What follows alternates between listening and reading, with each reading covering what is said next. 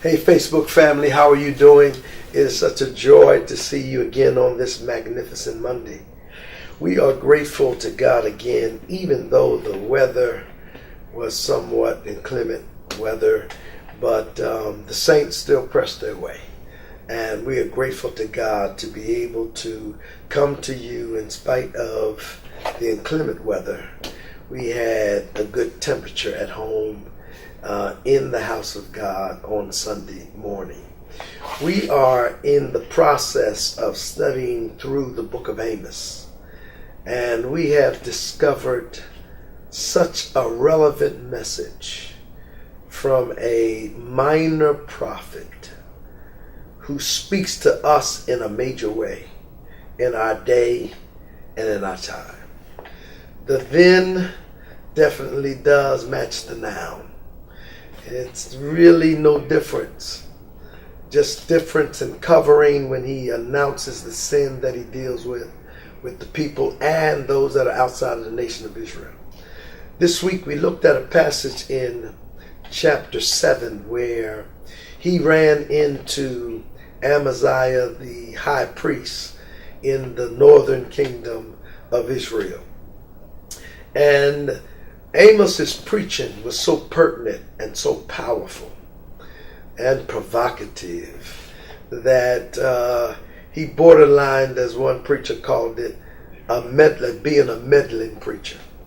He meddled in those things that Israel tried to turn a deaf ear to and close a blind eye to. But old Amos came right down the pipe.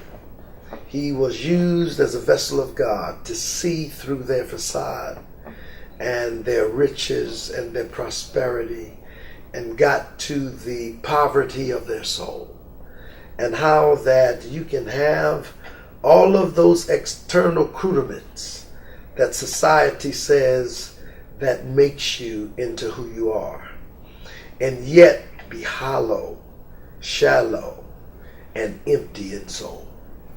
Amos is that prophet who was not for profit, like Amaziah was in the northern kingdom under the king of Israel there, Jeroboam. And it was his powerful punching preaching, his provocative preaching, that caused this priest to tell him, get out of town. We cannot bear with your words. Your message is too pertinent. It's too powerful. It's even messing up my lifestyle, Amaziah would say. So much so that I say what the king wants me to say.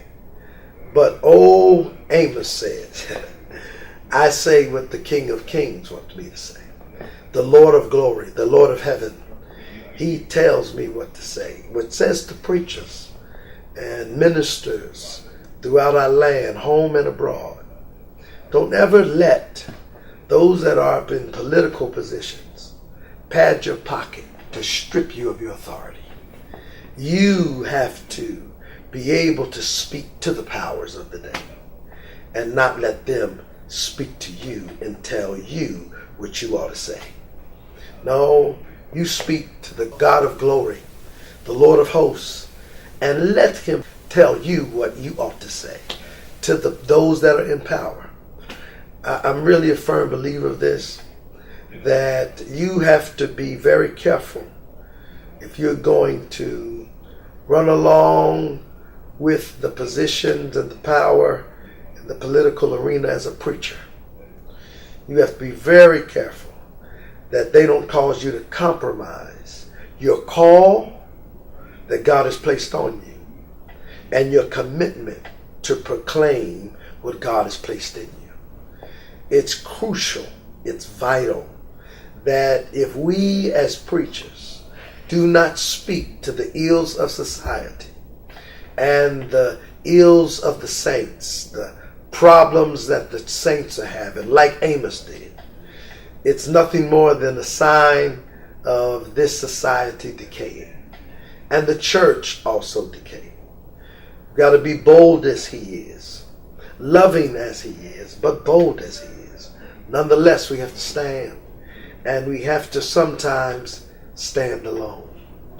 We can't live in this world and stick our head in the sands of time and act as though these ills of society and these spiritual ills don't exist in our ministries and in our churches.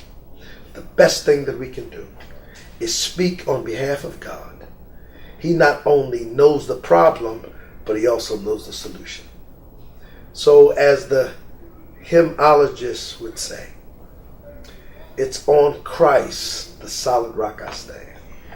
All other ground is sinking sand. I dare not trust the sweetest frame, but wholly lean on Christ's name.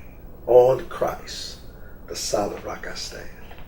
God bless you, and be like Amos, a provocative kind of preacher, a provoking and meddling kind of preacher. And watch God let your message resound. Now, you might not be impressive, but you'll be impactful. God bless you. Have a blessed day. Hope to see you next time. Until then, peace. I'm out.